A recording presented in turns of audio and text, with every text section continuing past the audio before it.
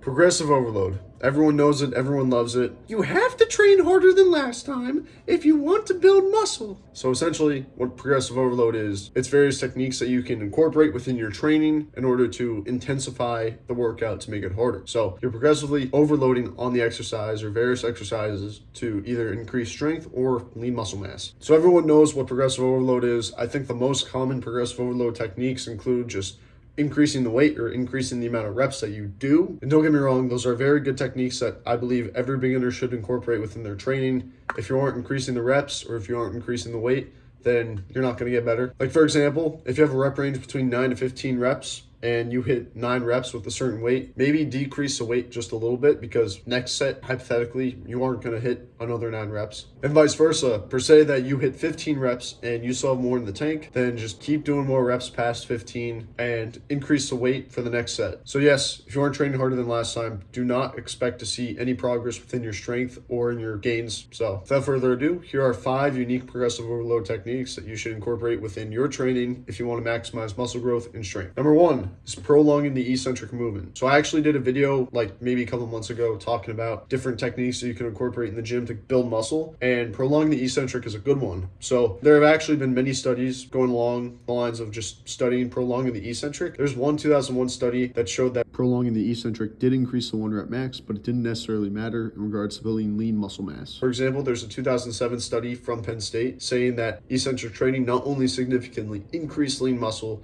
it also helped improve bone density and bone mineral content among women. So the eccentric movement is the lengthening movement of your exercise. You're not contracting the muscle, you're retracting the muscle. So there's really no difference between how long you choose to retract the muscle. So let's say you do a 2-second eccentric versus a 4-second eccentric. It doesn't really matter. You'll still be getting like the same amount of just muscle growth and hypertrophy in general. So yeah, no, I talked about that in one of my older videos. It's right here if you want to go check it out. There's like a time card right up there. Anyways, with that being said, number 2, partial reps or half reps. So you got to use these sparingly. I like to use these maybe towards like the end of a set. So for example, I love using these on leg extensions for my quads. So per se, I'm hitting anywhere between 9 to 15 reps per set on leg extension. What I'll do is 5 to 8 half reps. And half reps are perfect because let's say that you cannot hit the full lengthening position on the concentric, you're still able to hit like at least half that lengthening position, which most people don't necessarily hit failure to.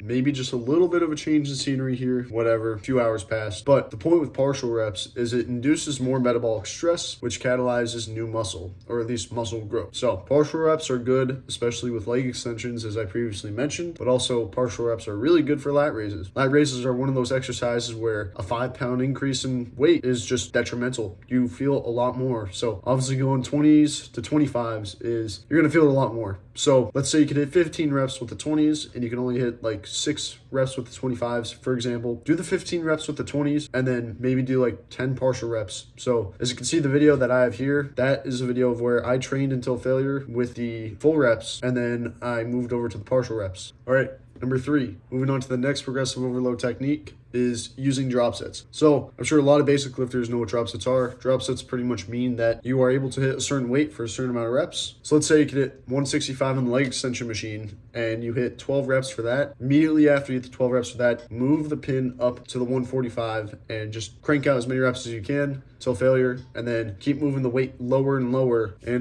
just do that until you hit about 4 or 5 sets of the drop set. So what you're essentially doing is you're dropping the weight lower and lower after you hit failure for a certain set, because it could be a lot easier to hit more reps at a lower weight. In fact, according to healthline.com, there was actually a study showing the difference between drop sets versus conventional sets, and it requires far less drop sets compared to conventional sets when it comes to just maximizing your hypertrophy and maximizing your muscle growth. So fewer sets with drop sets compared to conventional, but you know, do what you got to do. I like to use my drop sets in sparsity, for example. Sometimes with the leg extension, sometimes with just bicep curls. It doesn't necessarily matter. And let's say you're doing bicep curls with the 25-pound dumbbells and you hit 12 reps and you're like, oh, I can't do that anymore. You set them aside, you grab the 20s, you do as many reps as possible until you can't do any more, 15s, and then yeah, that's pretty much it. Moving on to the next method, number 4 is the assisted concentric. So this is kind of just a cheater rep. Before I get a lot of flack on this from people saying, oh, you're not going to get as much muscle growth. Not to quote me, but I'm pretty sure Arnold said that you got to cheat on like the last few reps. You don't have to, but it's good, because as long as like the eccentric is stabilized and you're able to just like get a good squeeze like 3/4 of the way up, and you just gotta, because as long as the eccentric is stable and you're able to get the concentric about 3/4 of the way up, for example, bicep curls, you're able to get like right up here, and you gotta cheat just a little bit like that, and you're on your like last 2 reps, it's not an issue. So cheater reps are good, but use them in scarcity, use them towards the end of your sets. So, and in fact, according to BrettConchairs.com, it actually says, of course, one can overdo this cheating too much, so using moderate momentum, 57.5%, seems to be ideal for safely increasing training stimuli and resulting hypertrophic response, or at least hypothetically, as per Andrew Jelovic's 2013 complex modeling paper. Also, according to this website, it says 4 main rules when using cheater reps, for example. So rule number 1 is primarily use cheat reps with isolation lifts. Rule 2 is don't overdo it. Rule 3 is don't cheat with heavy axial loads like squats or deadlifts. Rule number 4 is confine cheat reps to a limited number of sets per workout. So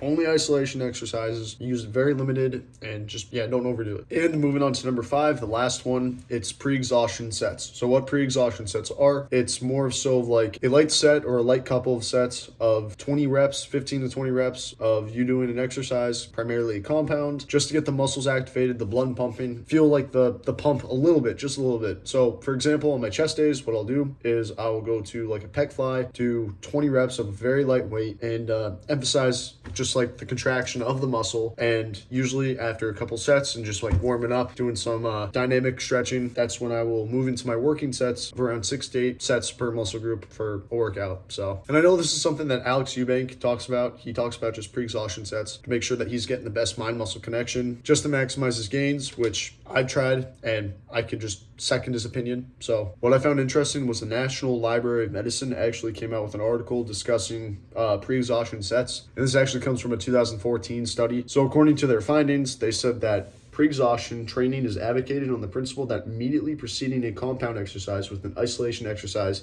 can target stronger muscles to pre-exhaust them to obtain greater adaptations in strength and size. So I don't think that necessarily means the same thing as what I'm trying to get across. I guess what I'm trying to get across is a warm-up set, just get the muscles activated, the muscles pumped up, just so when you actually do the lift, you feel it more. Because like with pre-exhaustion sets, it's like, for example, you could bench 225 for reps. Just do a pre-exhaustion set with the 135s and move it down to 205 for reps. You'll feel the 205 a lot more compared to 225 in a mind muscle connection standpoint, and you'll get a better hypertrophic feel. Again, that comes from my findings, but also Alex Eubanks, and look at him and also look at me. Not to gloat or anything, but I take pride in my chest. I got a pretty nice chest. So if you were to implement pre-exhaustion sets, do them at the beginning of your workout, and just be sure to do low weight, do between 15 to 20 reps and 1-2 sets, especially when you are dynamic stretching. So anyways, my name is Stan, and that was the 5 progressive overload techniques that you should implement in your training. I implement them in my training, and I found them to be extremely helpful. So if you like the video, please check out some of my other videos. Hopefully they help. And yeah, thank you for watching, and please subscribe.